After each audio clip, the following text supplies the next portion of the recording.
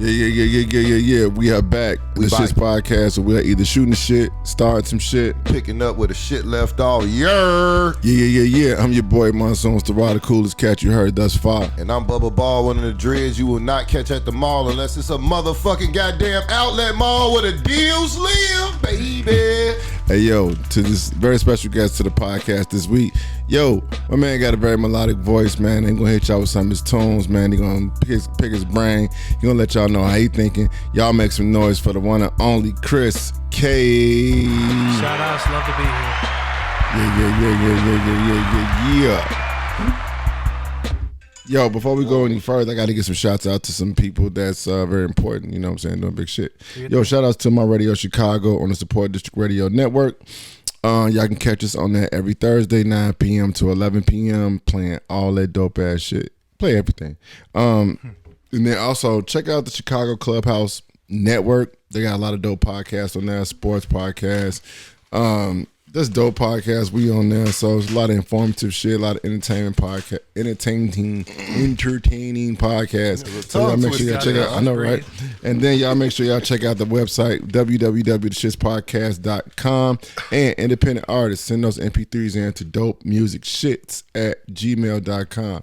Yeah. So with that being said, Chris K. Pleasure to we meet like you to do guys. a check-in, man. We like to do a check-in with our guests on the podcast. So since you are the guest, how was your week, bro? My week was something else, man. We just came off of our first tour. Okay. It took us a real long time. Where was you at?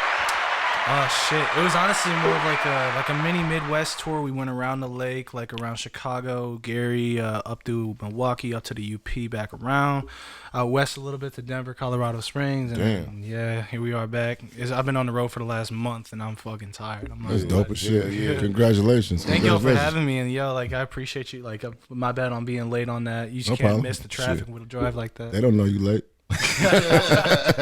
Bubba Ball, how was your week, bro? Man, we been good, man. I can't complain, man. Got to spend time with the shorties, man. My daughter running downstate, so you know she finna do her thing, and hopefully you know bring the track trophy back home. Oh yeah. You know, so positive vibes going out to her, man. You know, let her go down there and do her thing. So you know, it's fun just watching them grow up, man, and you know make the right choices in life. That's all it's about. We get chances and choices. So you know, man. You always say that. I find you saying that more and more, chances and choices. Real shit, bro. That's all we got. It's chances and choices. So we got to take the best of it. So yeah, I just enjoy, you know, watching the kids do their thing. Yeah. And shit, everything was smooth this week. I can't complain, bro. For sure. How about you? How you checking? Man, I'm good, man. I just dropped my baby off for her first slumber party, man. So it was, man. You know, I'm how like, was she ready? Was she excited? Bro, she was super excited. She got an overnight bag, all type of shit. She said, Dad, this is my first hotel. She said, oh, my second hotel. I said, better be your first. This is my first hotel.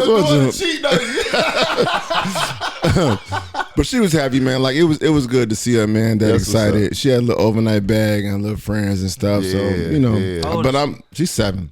Oh, that's a so I'm gonna be calling. Yeah. As soon as I leave here, I'm gonna be on that FaceTime. What you doing? You know what I'm saying? And don't be mad if she don't answer you back, cause that's gonna be funny when she call you back and be talking and shit in the background and looking down and talking and shit in the background. Yeah. That's when I knew, like, my daughter has gotten, you know, she like 10 and shit now, so I knew, I'm like, it's pretty much over with now. Cause she got this fucking phone.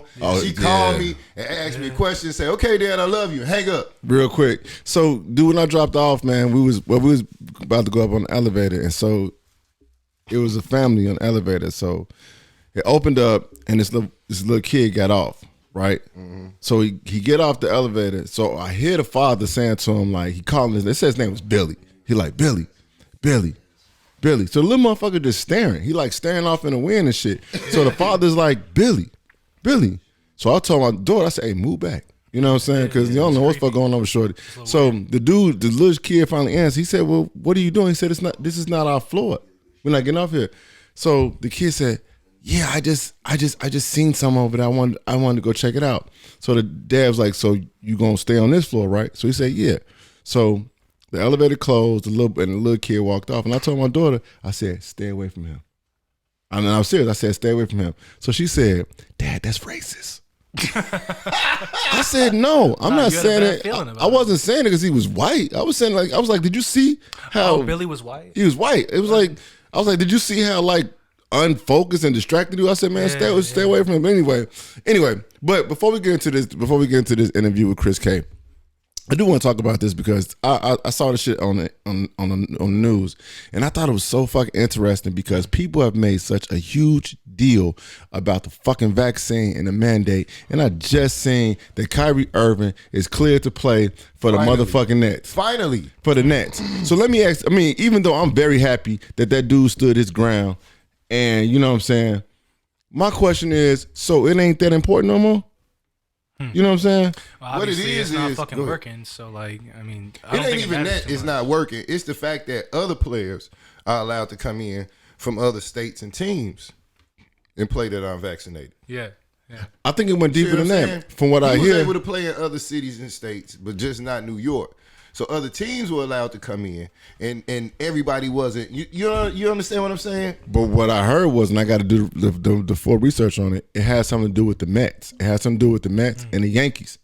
So since the Mets and the Yankees were saying they wasn't enforcing the shit, then it was like, nah, he got the green light. But my question is this: if all this shit started out and you was telling people who wasn't vaccinated how irresponsible they was, of course, and all types of shit, and how you wasn't helping people to save lives, what the fuck is the difference now? It's a double standard, really. Yeah, that's all it was. People only care about it if it benefits them, like immediately.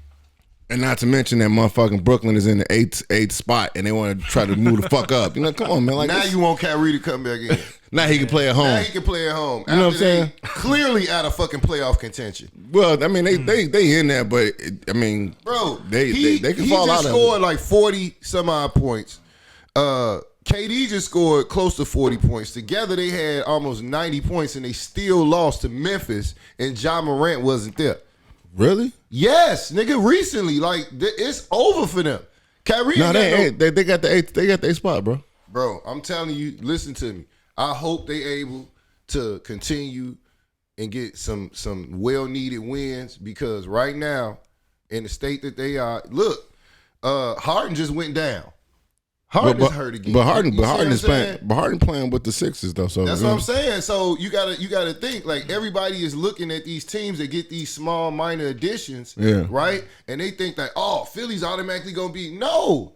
It ain't no guarantee. Ain't no guarantee LA gonna be in there. I don't think LA gonna be in anywhere. It's a new game in the NBA. You understand what I'm saying? But it's even more fucked up when the owners and shit say, no, you can't play in my stadium unless you have a fucking vaccination. Right. You understand what I'm saying? Like, come on. Let the man take the test every fucking day, or when he come on and off the court, or whatever you make him do. I agree with that. You feel what I'm saying? But don't deny him the fucking right to play, and then fine him, and then say, okay, today's the day you can go back out and play. Well, what about all them other days? Now I should be getting my money from them other fucking days then. If you go let me play and I still don't have to be vaccinated. That's how I feel. This is low-key why I usually avoid this conversation and stay out of it, because there's so much heated bullshit that goes on around it. But if you just look at it from a reality standpoint, right? They say you have rights. They say you have rights as a human, as a person, as a player. So when I choose to use those rights, and I'm in the players union, of course, right? So I got people behind me saying, well, he don't have to do it if he doesn't want to. This is all a self, choice thing. That's why LeBron didn't come out and never openly say that he was vaccinated when they was trying to force him to make that big statement, and hopefully everybody followed him. You feel what I'm saying? You know what I feel at this point? I feel like no matter what they end up doing, and no matter what they end up mandating, we're not going to be satisfied with the shit. Because let's assume that they're like, all right, no, we no longer need vaccinations to do that. Bro, the Bulls losing. I'm People are going to be like, right we're pissed off because the last 2 years we just had to go through all this shit. But if they say, it's mandated now, you have to get vaccinated, then we'll still be unsatisfied and be like, well, that's a good point. So I just stay out of it usually, because at this point, really, there's no right answer, and I'd be fucking stupid to act like I know the answers to like the world's problems, to be honest with you. Well, I don't think nobody's really looking for the right answer. It's just your opinion. Hey, yo, we're going to take a break real quick, and we coming right back with this interview with my man Chris K. Hey, yo, shout out to all the motherfuckers out there who got the bogus-ass vaccination cards and they job didn't check. It's the S.H.I.T.S podcast, y'all. It's the shit. It's your boy Gerald Desserts. I fucks with the S.H.I.T.S podcast. It's the S.H.I.T.S.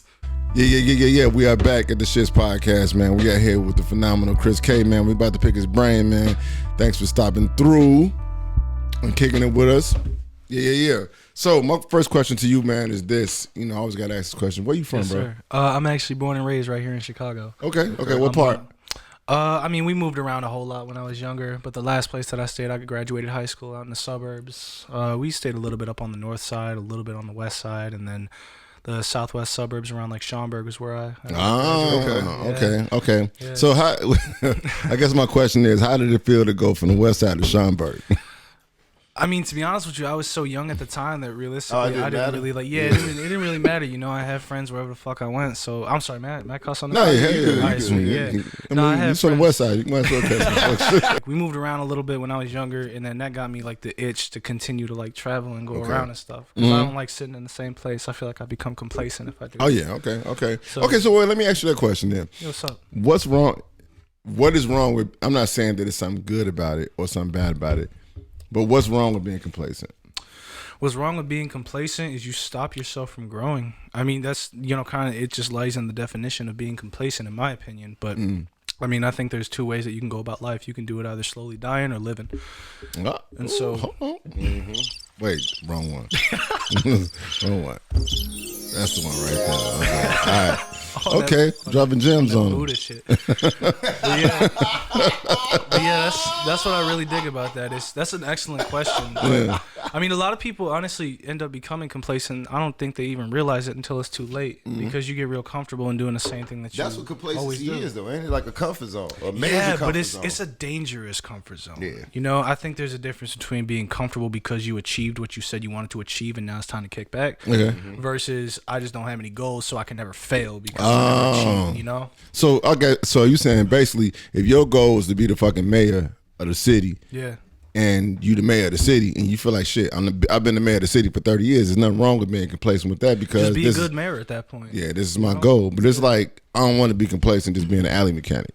Yeah. You know what I'm saying? Like no shade to alley mechanic. no shit alley mechanic. You know what I'm Mechanics, saying? man. But that's that. I get what you're saying. Yeah, absolutely. That's a great way to put it.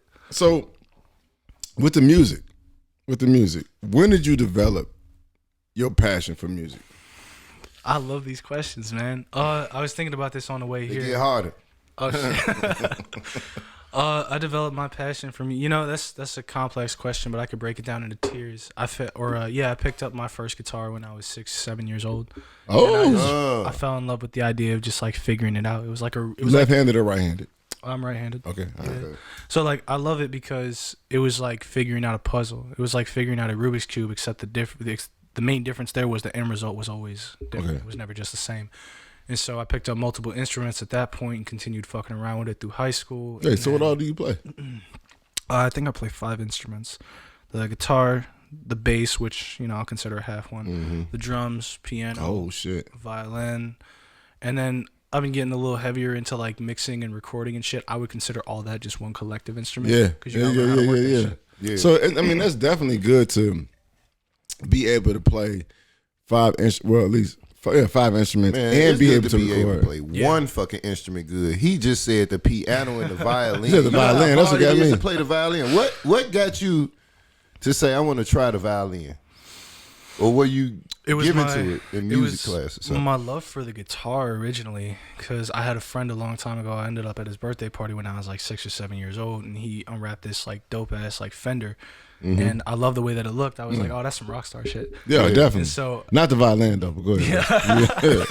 and so when I saw that, I went home to my mom like later that day, and I was like, Mom, I kind of want a guitar. And I don't remember like a lot from this point, but I remember it being like, it felt like the next day, Christmas, I opened up a guitar and it ended up being an acoustic, and I was pretty fucking pissed. I'm not gonna lie. Wow. I was like, you want an electric? yeah. But needless to say, like It was like $400. Mom, like, what the fuck? It's the first one. He's like acoustic. I'm playing at all coffee shops and shit. Like fuck. You gotta know what I'm be saying? getting on your shit. Yeah. But yeah, like I fell in love with playing that guitar, and then like once I got into like school, like 4th grade and shit, and I realized they had a music program. I was like, oh, I want to play whatever the fuck it is, and violin just kind of spoke to me the most out of everything. No shit. Yeah. The So violin. let me ask you something. Yeah. Okay. Have you ever heard of the hip hop violinist? No, that sounds so interesting. It's the white girl, right? Yeah, she was a yeah. little slim girl. I think she was from like the Caucasian. UK, I'm sorry, I should say Britain. I know she wasn't from the United States, and I got to meet her backstage at Kanye's through the wire concert. never told me that shit. What? Yeah. And she was so dope, bro. She played every song on a fucking violin, and you knew what she was playing because she was that dope. She played DOS effects. Yo, that's sick, bro. Like you gotta look up a hip hop violinist, right? And it's gonna inspire you. I guarantee because you play the violin. You see what I'm saying? Like it's crazy because it's only like 4 strings on the violin, right? Mm-hmm. And you gotta hold it under your chin. Yeah. And the placement of your fingers is so crazy because you watch this young lady just slide up and down. But she was playing hip hop, like the audience was singing along. It was fucking violin karaoke, bro. God damn. For the break, like she came out in the break, like intermission, and had like 4 songs. Yeah. And bro, Ye was back there, like, go ahead, do another one. Yeah. Like do another one, do 2. Like she was I remember her. nuts, bro. I remember. I wish she would have got on. We gotta look her. I gotta look her up. See if she come on the show. That'd be dope. She was dope as fuck. But the violinist. hip hop violinist, like to me, a violin always spoke more opera, orchestra, right. You know, symphony, other instruments with it. I've never heard a violinist play solo. That's what's fucking dope about that, and why I think it hits so hard is because when you blend genres like that and you start using things in unconventional ways, that opens up so many doors that have never been opened before. So, what's the hardest instrument that you had to learn? The bass. The bass? No, yeah. The bass guitar? Piano was the easiest. Piano was the easiest to me because everything's laid out there for you, right? Yeah. Like if you want to learn something on piano, really just stick to the white keys. It's not crazy, racist. Right? That was racist. Damn, bro, you racist as fuck. You don't want to touch the black keys? Man. He got his ass. That was a good setup, though. But the bass, man, fuck you. That was beautiful, man. But Go ahead. The bass was the toughest for me because I had so many years under my belt of getting like raw as fuck at the guitar. Yeah. Like, you know, my inspirations for guitar come from like Buckethead, fucking Guns N' Roses, you know, Pink Floyd, like really some like shreddy shit. Okay. So picking up a bass, it was easy to pick it up and play it physically because it's so similar to the guitar and it has less strings. Yeah. Right. But that's the thing. You have to recognize when you're in the context of a band, for example. I was in a lot of bands and shit. Is you can't play it the same as a guitar because they occupy different roles. Right. The bass is meant to be the bridge between the melody and the percussion. Damn, he's schooling this one. Yeah. Real You can shit. tell I geek out over this shit a lot. I geek out over I got a D in lot. my motherfucking math class in college, man. And my wife is like, "You into music? How the fuck you get a D in it?" I'm like, "Cause it's like, Damn. like relax, man. Like shit. This shit is hard. The fuck, you know what I'm saying?" But I passed my psychology class, but that's all it Hey, was. Anyway, it's like for the win. right, exactly. All right, so you play 5 instruments because we're gonna count the you know, The whole studio, basically. you know, so you're gonna count that as an instrument because that is because you gotta know all that shit, keyboards and all that. Yeah. Can you remember the first song you wrote? Holy shit, y'all asked some good questions. Hell yeah. The first song that I like when you say wrote, you mean like with lyrics to it and everything like No, that? it ain't got to be lyrics. It could be off the top of the dome that you remember. The first song that I ever wrote and remembered fully was called Beaches. I was What was you Like playing? Too Short, Beaches on my mind. Was you playing a certain instrument? Yeah, I was Beaches. playing the guitar. And, Acoustic? No, it was my electric. I Okay. still own that electric today. That's my Okay. favorite fucking. But So what was Beaches about? Beaches was it had no lyrics to it. But when I was a senior, I had met up with some musicians up in my class, and you know they were rappers. I thought you were about to say you met up with some beaches. Yeah. Man, y'all funny as fuck, man. And so like at the time I was like really, really heavy into just like this like psychedelic like Pink Floyd kind of sound with the guitar. Okay. And so, you know, I was hanging around all rappers and shit, and they were looking for ways to like spice up the instrumentals. So I was on acid one day, and I just decided to sit down in that studio with them, and I kind of took the wheel. I was like, yo, if y'all just gonna sit here fucking around smoking weed, let me record some shit real quick. Yeah. So I ended up. It was like a 3-minute long just guitar loop that I made. It was absolutely beautiful, and then a gorgeous solo on top of it. It was almost as though it, honestly, to add lyrics to it would have kind of degraded the value of the song. Oh. Like it was like you could have that conversation. There was tension, there was release, there was argument, there was happy. Like it was a beautiful thing. That's dope. Yeah, I love that song. I love that. That was my ringtone for probably about 3 years. How did it go? Can you kind of like sing the melody? You got it on the phone? Come on, pull it up. I ain't got it on, man. It's been so long. I was 17 when I made that fucking song, and that song helped me find my first love too. So look, all right, now check this out. Now here we go. We're going in now. We're going in. So you said that. Now, what were you mastering at that time? You had the electric guitar under your belt. Yeah, the guitar, I think, was my main instrument. You know, as much as why the guitar? Like, what is it about playing a guitar? Was it like we get a lot of pussy off playing the guitar? That's for sure. Because you can't walk into a bonfire with a drum set now. But like, right. But I mean, like I said, it was like the first ever instrument that I picked up when I was 6 years old. You know, so it always holds respect. And I got known as that kid throughout, like, for the years that was like dope as fuck at guitar. And so I brought it with me everywhere, and I just used it to, you know, display me. So you was the guy walking around with the guitar hanging backwards on his back. Yeah, I was that douchebag. That was you for real? I was that douchebag at some point. Oh, damn. Hey, yo, we got to take a break real quick. We right back. Hey, yo, shout out to all the motherfuckers out hanging out there at the beaches looking for the beaches. It's the shit podcast. It's the shits. For all erotic needs and adult needs, hit up Cole Pleasures, COLE-pleasures.com. That's www.colepleasures.com. It's the shits. We are back at the Shits Podcast. And that music that you hear in the background is my man Chris K. Make you feel so beautiful. I know it do. This soundtrack music right here, goddammit. It's on the Shits Podcast. Y'all take a listen.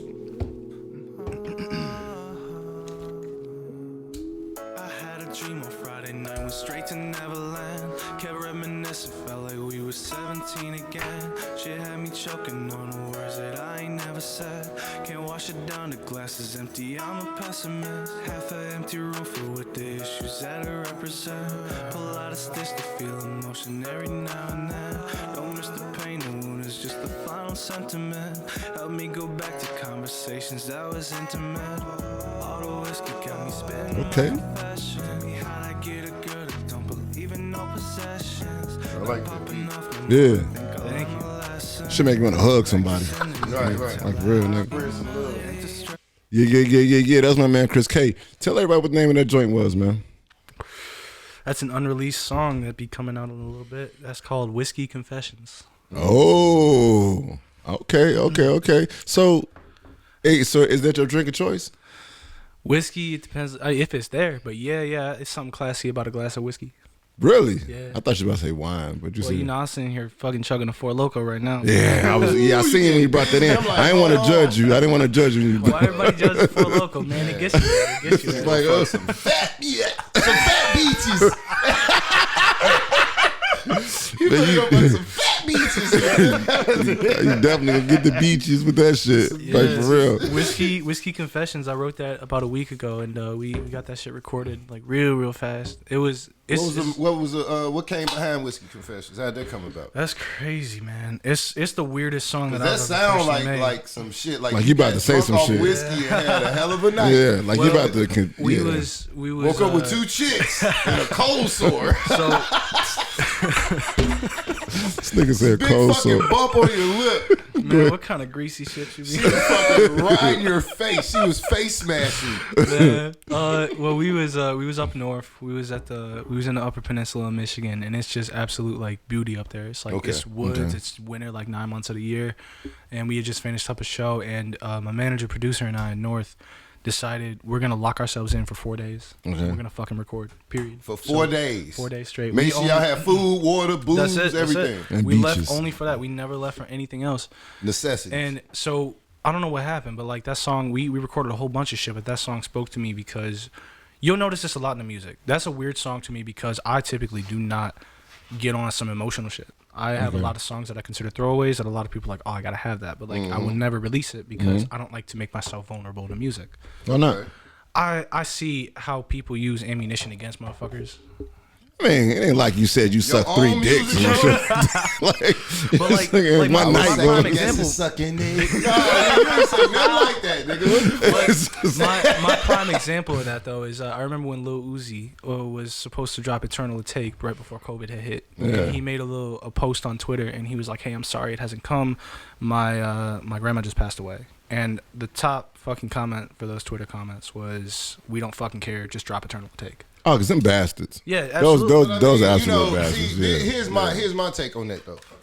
In my opinion, me as being Lil Uzi, I wouldn't have put that out in the public because I know people are heartless enough and don't give a fuck. Yeah. And Those are bastards. You know what I mean? Like people on the internet don't give a fuck. That's so right, why would you motherfucking put something out there where you were sincere and honest and truthful, knowing that people are gonna judge you no matter what? Well, it's a fine line to walk that I've found because a lot of people really, really fuck with my music because a majority of it is turn up. Okay. And you know, the dopest part about that is if you want to turn up, you can turn up to my shit. But the problem is that I've been getting a lot of people telling me like, "Hey, can you like drop something a little more relatable to me?" Yeah. And Like, motherfucker, I don't know you though. Shit, like that. What you want me to say? So, there being the beautiful part to Whiskey Confessions, and why I love that song is because the lyrics on that, it tells a story, and I think that it's vague enough that it applies to everybody, but personal enough to me that it still means something. Right. So it was like we struck oil with that song. Yeah. It walked a perfect fine line accidentally. Yeah. And that's why that song is gonna be coming out. How is the production coming about on that? My bad. It's all good. How'd the production come about on that? So, in a sense, I co-produce everything now. I used to produce everything by myself completely. Okay. And I have this, my manager as well as my producer, North. He lives up north, hence his name. North Pole. But he and I have a phenomenal relationship where we will sit down and we will produce every single track together. And I think that's why the music comes out so well, is because he's a prodigy when it comes to that shit. I love to structure songs and I know what I want it to sound like. So with us having this honest back and forth relationship on every track, you feel that synergy. You could tell, even if it's not like groundbreaking music, you could tell this shit was supposed to sound like this. Yeah. And it becomes more immersive. And that's what I love about that. That's dope. That's dope as shit. Can you remember the first venue that you performed at? Oh, Summit. Well, from my career right now, that would be Summit, Illinois. Oh, okay. I'm familiar with that area. Yeah, I can't remember what the. They got nice tacos over there. Yeah, good tacos. No and bullshit. a lot of junkyards and I think the Bigfoot competition they had in Summit one year. Oh, that's sick. Yeah, That's with sick. the monster trucks and shit. Yeah, I The performed. Bigfoot competition? Yeah, with the trucks. Oh, I thought you meant like bitches with big ass feet. Oh, like a wet t-shirt contest, but with feet. It's like, damn. It's like, damn, we got a competition for that shit? Long toe having ass bitch. Shit. Points if you don't trim them bitches. Yeah, man, that's nasty as fuck. Who are some of your musical influence? It changes month to month, truth be told. Oh, wow.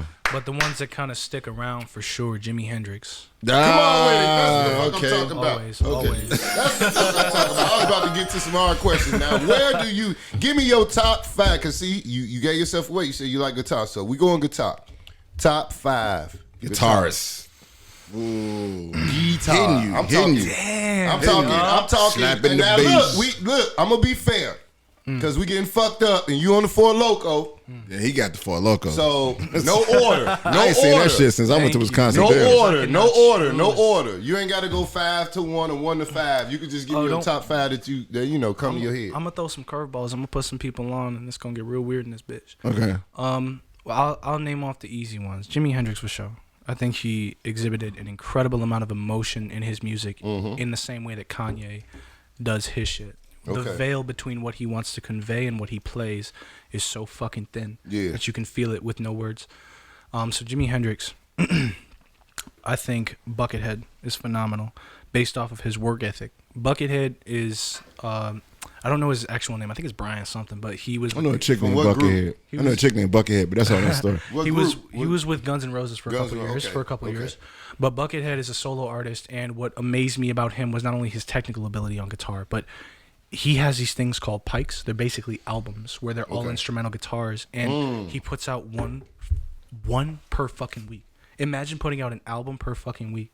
Just all guitar solos. All guitar. But this dude does it. He's got, I think, like 400 now. Damn. And it's incredible because imagine mixing and mastering all that shit on your own, putting out an album of fucking. You literally have enough time to go in, record, do the shit, go to sleep, and then redo the shit again, every week. And that work ethic was incredible to me. Damn.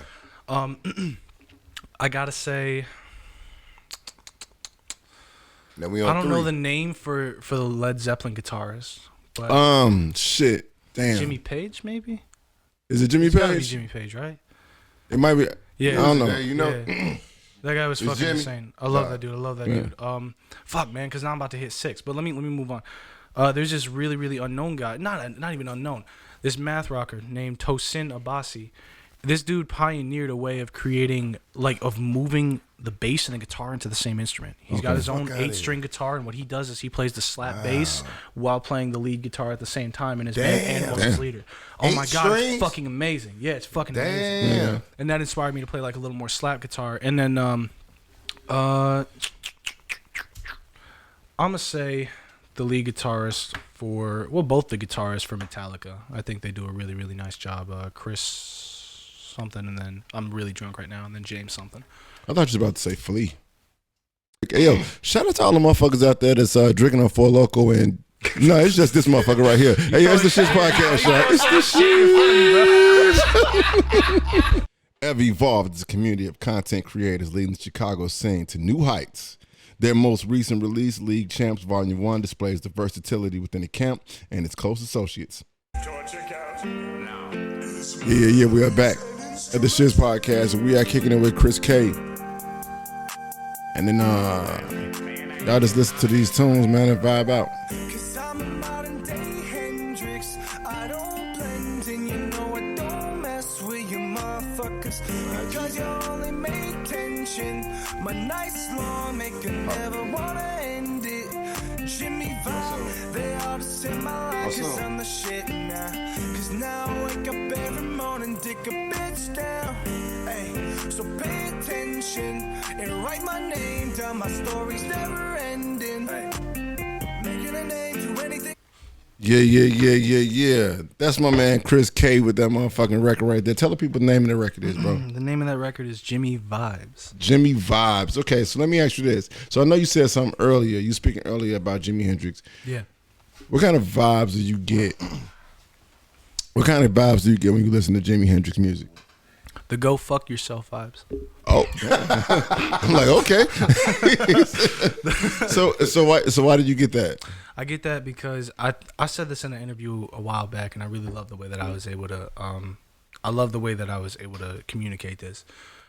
What inspired me about Jimi Hendrix so much was not as much the sonic influence, not so much the music, despite that being amazing. Okay. It was the personality that he was able to convey with. They always said Jimi Hendrix was a very, very timid guy until he got on that stage and became a fucking monster. Yeah. And that's what I try my absolute best to embody when I do any kind of live performances. But in Transform. addition, it was the way that he was able to not give a fuck about blending in a period of time that was so full of oppression and so full of tension, and basically say, "Go fuck yourself. I'm gonna stand up for what I believe in, That's and if really y'all dope. rocking with me, rock with me." Yeah. Right. I love that. That's pretty damn dope. That's pretty damn dope.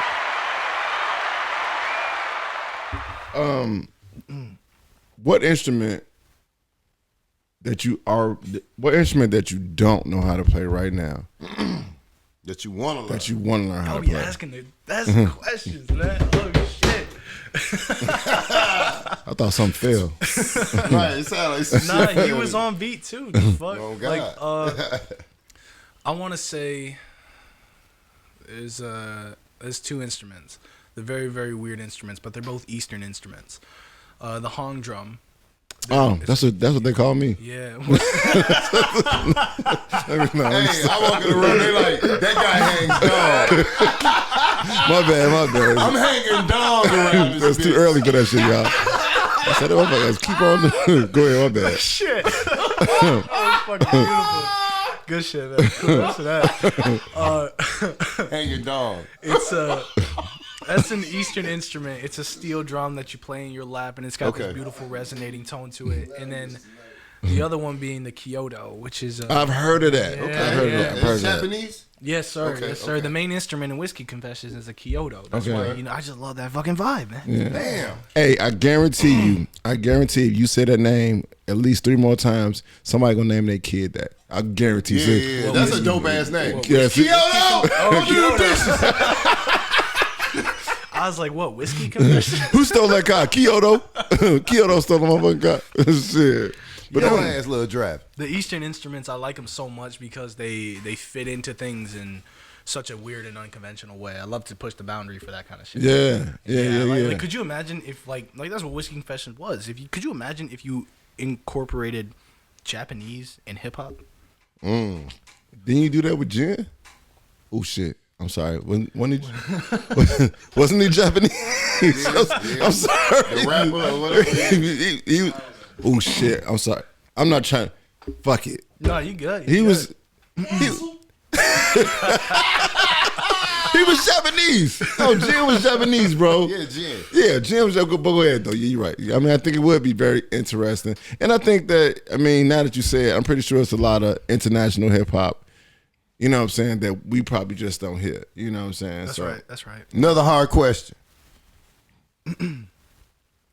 Okay. If you had to teach, which is not hard, right? If you had to teach an instrument for the rest of your life, what instrument would it be? Drums, because I feel like that'd be easy as fuck. Yes. It'd be so fucking easy. Drums is badass, bro. Drums What is set? badass. What set would you start everybody off on? What set? 4-piece, 6-piece set, That's a good question too, to be honest with you, because You don't want to complicate I them. would probably. I mean, honestly, no, because I'm a firm believer that you look down the line and you commit to something. So, to give a brief example of that, when I built my studio, I bought equipment that I was not going to need for fucking years, but I was like, fuck it, 3 years down the line, when I need this shit, I don't want to have to buy it. Mm-hmm. So That's smart. Yeah, it keeps like a little bit of like, it puts a little conviction into you, and it kind of instills some responsibility in you to keep going. Okay. So I would probably start them out on a little more of a complex drum set, maybe like an 8-piece, to be honest. Okay, with you. And then we would just use what we need as we go. Okay. And then we learn how to incorporate other cymbals. We learn how to incorporate the toms. Right. There you go. Makes sense. So what motivates Chris K? I'm constantly in competition with myself. Ah, okay. I love music. It's a passion. I think a lot of people have been telling me over these last few months that like, yo, you need to slow down. You're working too hard. You're doing this. You're doing that. And I don't listen to it at all. I register it. Yeah. But I don't listen to it because this last year, I started making music just this last year. And the amount of things that have happened have been amazing. And I think that it's not due to the fact that there's any raw talent there, but the fact that there's a work ethic there and a willingness to continue going no matter what kind of punches roll with you.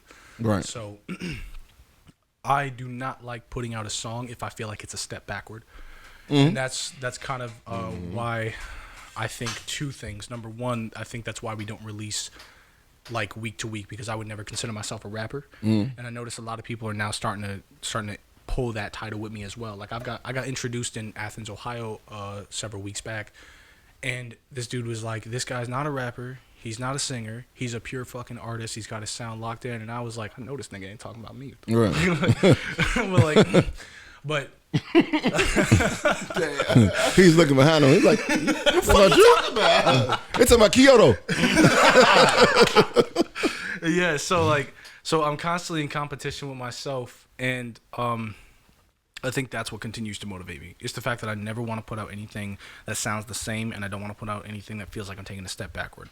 And I think the second reason that people have been so excited about that is because they're like, why the fuck does this kid keep getting better? Yeah.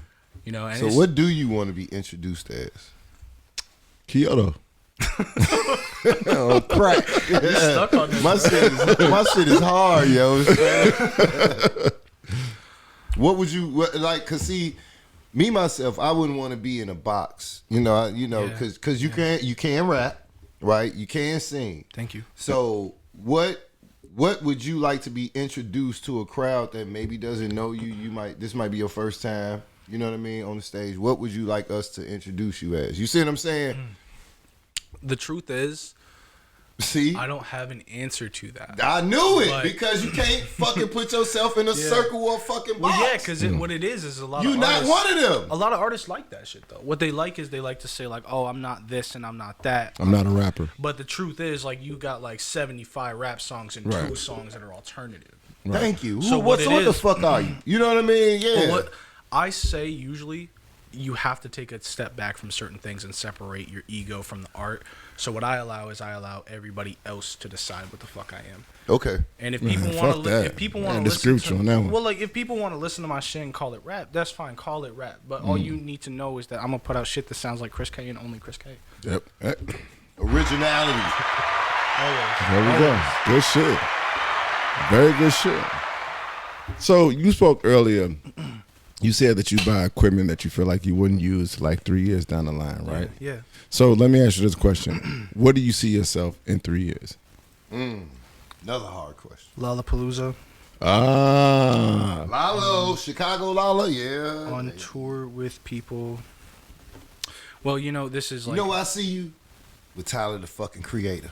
I love that motherfucker. I know. I already know that nigga is the realest. You got Vans and shit on. Hey, y'all to get together, bro, and you'll blow the fuck up. But that's amazing that you put that out there, man, because I love that type of culture. I didn't start out with hip hop. There's a lot of punk rock influence in there. Like what were the fucking guitarists that I named? I named fucking Metallica. I named Guns N' Roses. Like Jimi Hendrix. I love Jimi a lot. Hendrix. Like Jimmy Page. I have an appreciation for music, and that's all you need. That's it. It's based off of what I want to do and what I think is cool, and I hope y'all think it's cool too. For sure. We coming right back, man, with Chris K. Hey, we're gonna take a break. We'll be back with Chris K, y'all. Hey, yo, some shout toilet out. paper, because it's the shit. It's the shit. This comedian Marnie P checking in from the S.H.I.T.S podcast. Yeah. We are back. Bitches. The S.H.I.T.S podcast. The S.H.I.T.S podcast.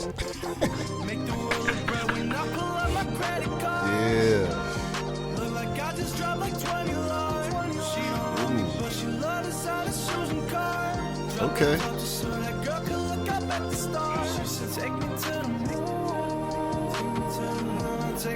See, I see you turn it up, boy. I like that. This got like a West Coast vibe to it. Yeah. Driving on Sunset Boulevard and shit. Or Lakeshore Drive.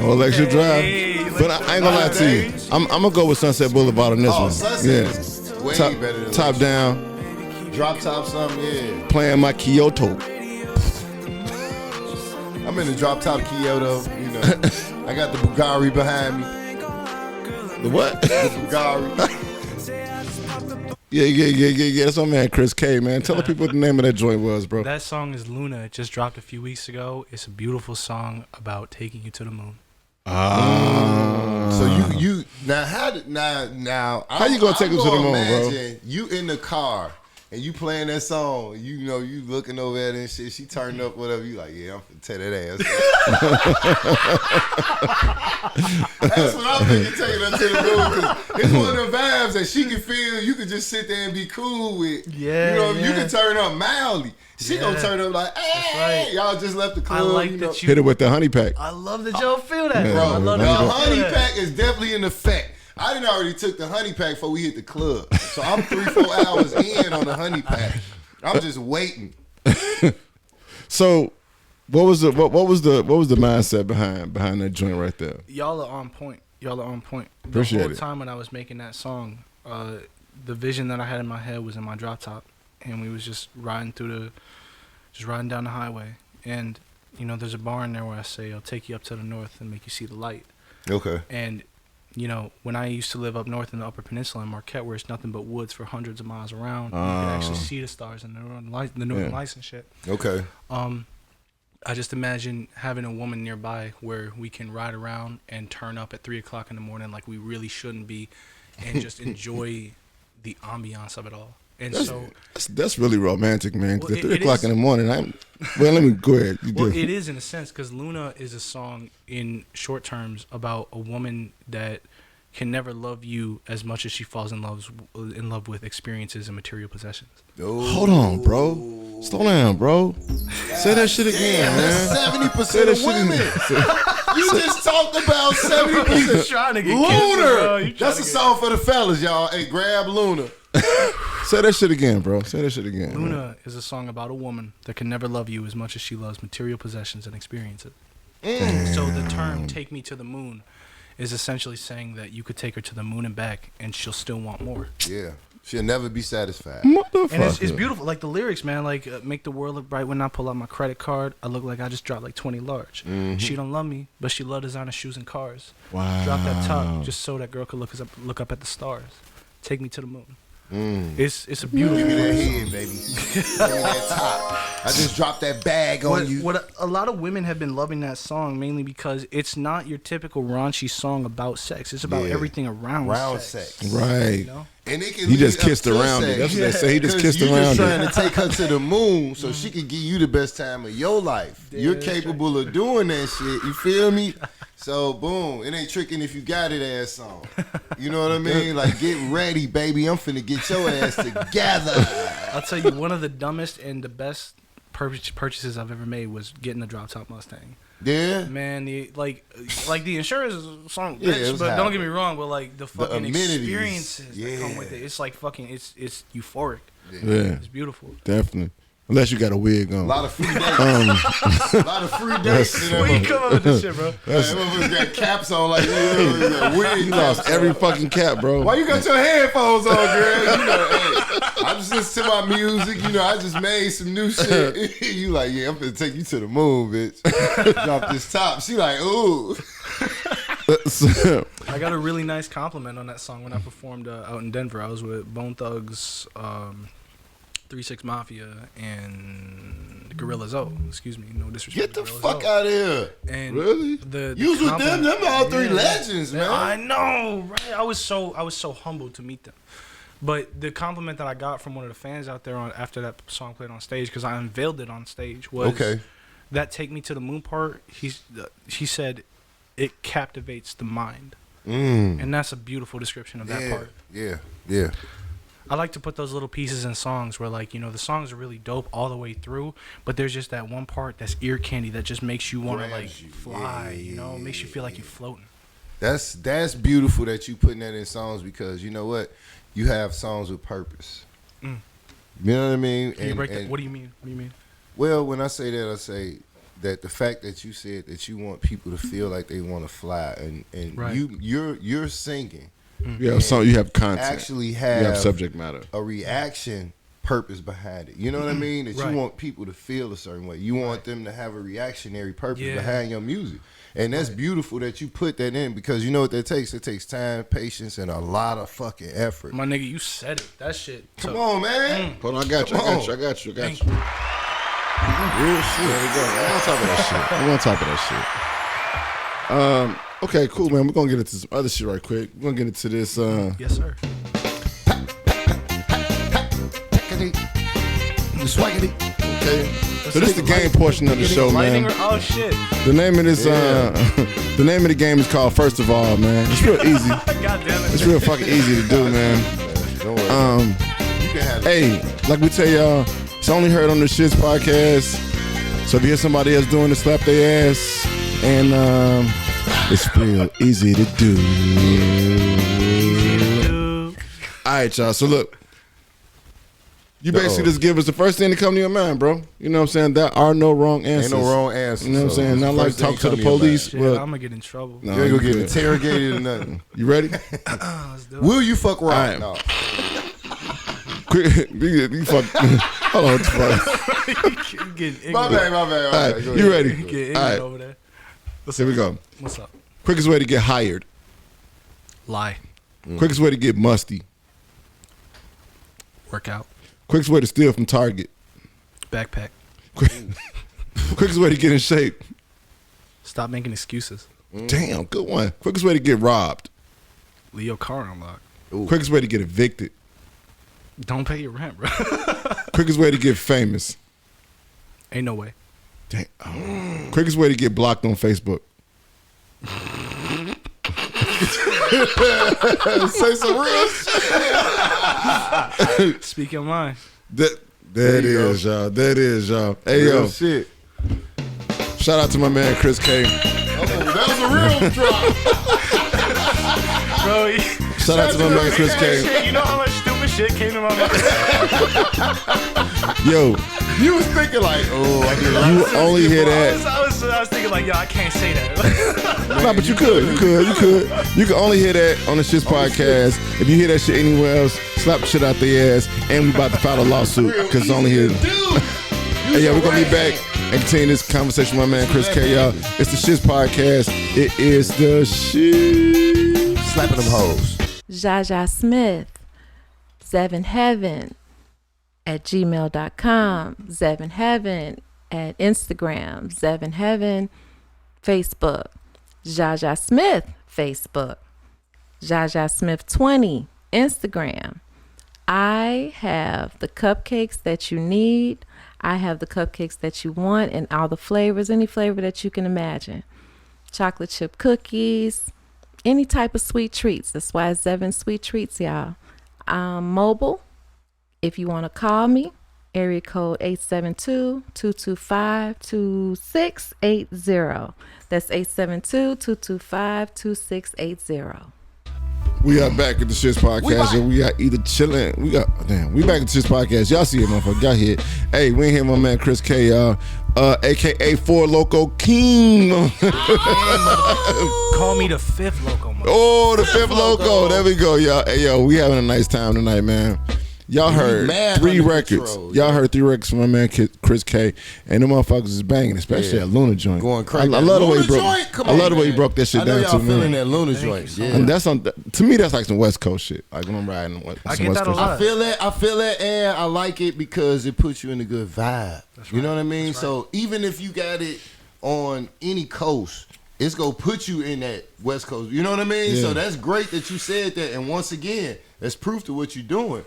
You put him in the motherfucking West Coast field. Hell yeah. You feel what I'm I get saying? that a So lot. hey man, Like, yeah. it's really interesting when a That's lot good. of motherfuckers, because like, you know, me being from Chicago, it's a little here and there. It's a little like, honestly, no, I love my fan base out here, but it's a little tough to get love here and there from like certain sides Shit, of Chicago. yeah. 'Cause You You know- know, so much competition. Shit, like, we know. exactly. everybody expects people to be on a certain level Yeah, of their yeah. artist. And it's like, bro, your artist, it took them 10, 20 years to get to where the fuck That's you right. at, to where you hold them higher than every other artist that's out. That's You right. feel Shout what I'm out saying? Dirk. That man's got a work ethic. I love that man's work ethic. Who we talking about again? Dirk.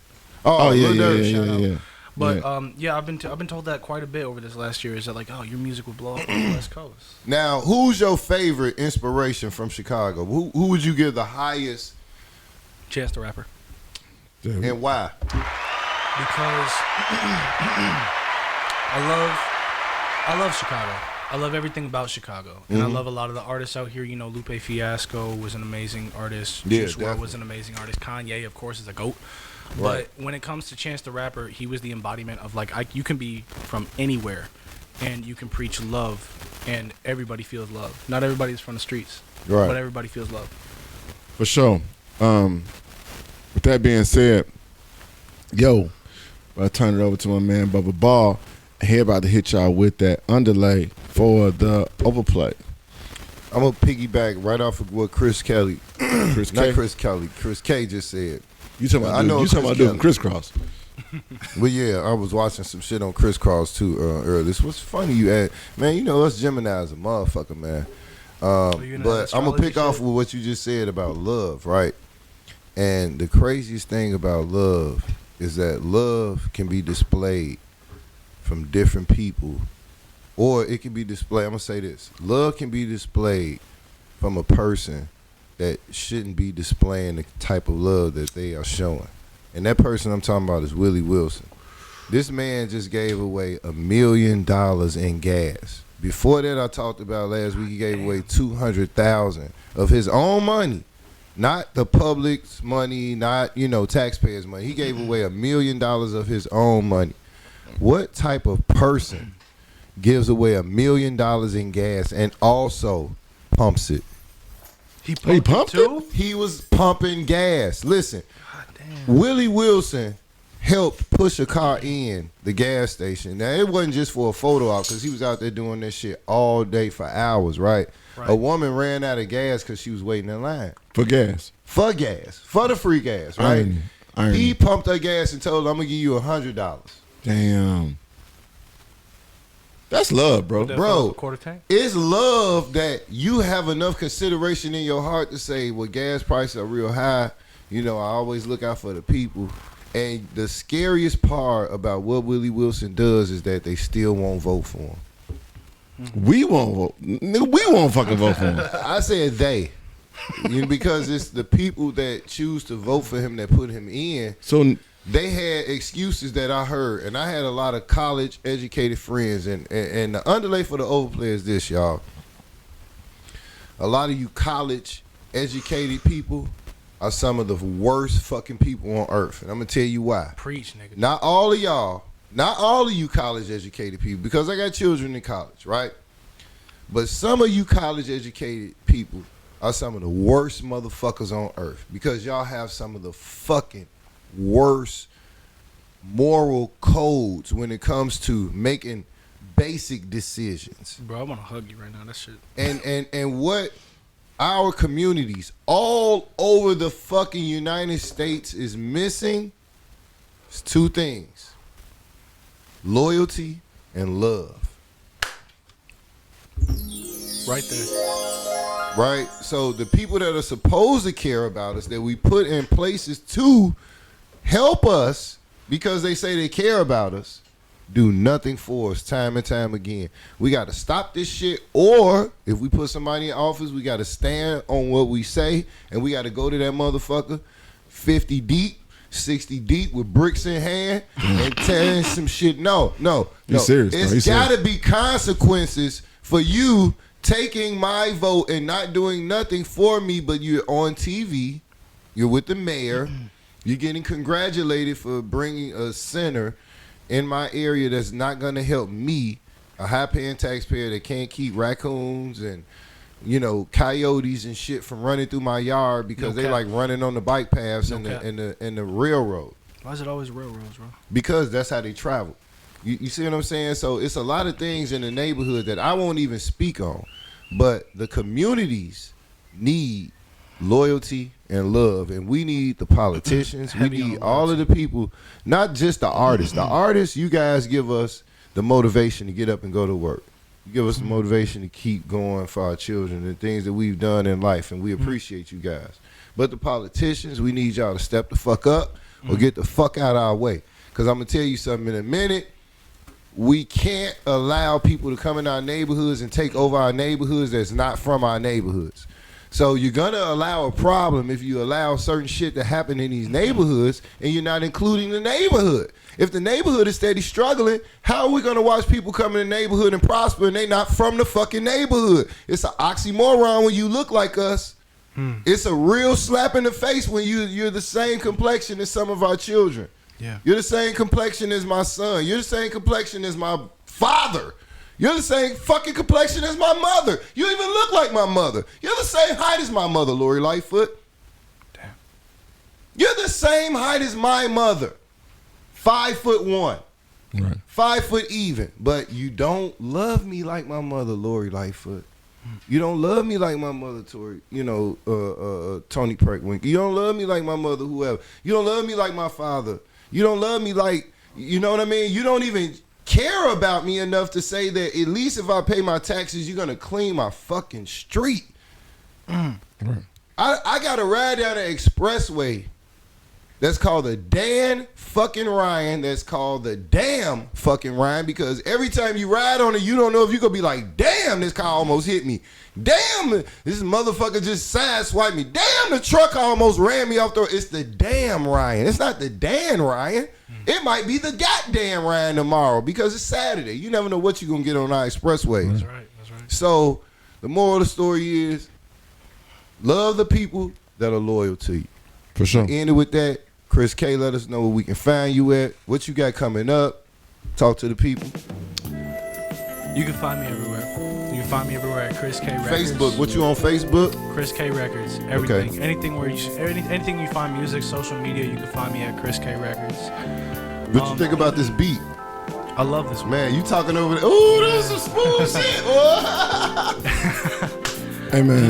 Do y'all mind if I kind of just like breach for a quick second? Go ahead. I want to tell you my plans for coming back to Chicago. I have a lot of plans for Chicago, man. Everything that you just said hit me to my soul to a big degree. I want to come back to Chicago when I have the money and when I have the status because I want to bring art to people. I understand that like it's not a lot of avenues for young kids out here. It's not a lot of avenues for people out in the hood to get out and for them to find a way to express themselves. It's a lot of people out there that have the creative side in them, but they don't wait the media. Not at all. I want to bring everything back to Chicago. I want to start opening soup kitchens. I want to bring jobs to Chicago. I want to open up football camps for the kids out in the hood. I want to come right back out here and I want to open up a rendition of Macbeth. I want to give the young actors and actresses a chance to come out here and act out and find a passion of their own that lies in art. I want to make a rendition of Macbeth that is in the hood and about gang status, rather than the old medieval shit that Shakespeare did. Yeah. Excuse me, I'm drunk, but that's the real shit. This shit is really important to me, and I understand everything that you just said, and I completely agree with you. I love Chicago, and I will always rep this place as my home, and I will always talk about how I grew up here, and I will always talk about the problems, the trials, the tribulations that come with it. And I love y'all. Y'all my people, always. For sure. Love, bro. Hey yo, Chicago, we love y'all. Anybody out there under the sound of our voice or hear our voice, we love y'all. We appreciate y'all rocking with the S.H.I.T.S podcast. Shout outs to the man that make all this shit possible, my man Gorilla Glue. Decker Durs. Shout out to my man Bubba Ball for everything he brings to the podcast. Shout out to the city of Chicago for supporting us and getting behind us and spreading the word. Shout out to the good people over there at Evolve Studios, man, because they got a lot of shit going on. Yo, like I always tell y'all, man, make fans, not followers. Followers will get you clout. Fans will get you work. Believe in something. Believe in yourself. Have a vision. Don't let nobody stop you from doing what the fuck you want to do. I mean, unless you go a different route. Anyway, believe in yourself. You know what I'm saying? If anybody should believe in you, it should be you. You need to believe in yourself first. Y'all make sure y'all check us out on the website, www.theshitspodcast.com. Check us out every Thursday, 9 p.m. to 11 p.m. on my radio Chicago on the S.H.I.T.S radio. We play everything, y'all. We play everything. And then get in touch with us, man, because we'll be hosting the 2 Urban Open Mic at Magoo's. First and the third Wednesday. It might be the second Wednesday. It might be. Finna move it? It might be. We'll let y'all know for sure. We'll let y'all know for sure. But y'all stay in tune with us. First and third Tuesday. Y'all stay in tune with us, and we definitely appreciate it. I can't say it enough, y'all. We definitely appreciate it. Spread the word. Real life. Let people know about the S.H.I.T.S podcast. My man Bubba Ball, your boy Monsoon Starrah, aka DJ Booty Rubber, like no other. If you don't believe me, go ask your mother. Hey y'all. And we up out of here, y'all. It's the S.H.I.T.S podcast. We'll holler at y'all later. Let's do it. Peace.